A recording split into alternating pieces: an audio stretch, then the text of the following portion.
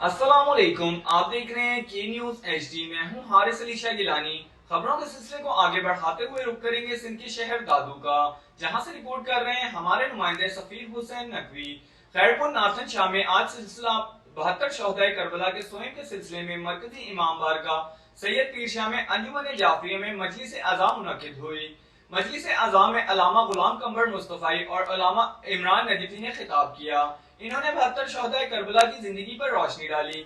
बाद मजलिस की ताबूत अलम के साथ मरकजी इमाम बारगाह पीर सैयद शाह से मरकजी मातमी जुलूस बरामद हुआ और अपने कदीमी रस्तों से गुजरता हुआ इमाम बारगाह वापस पहुंचा। पुलिस की भारी नफरी दाखिली और खारजी रस्तों पर तैनात की गई।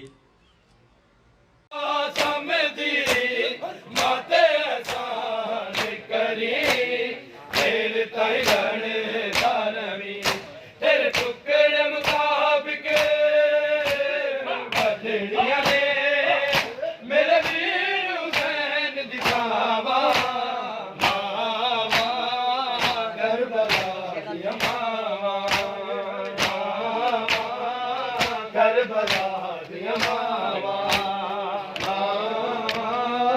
करबला दिया मावा, मावा करबला दिया मावा।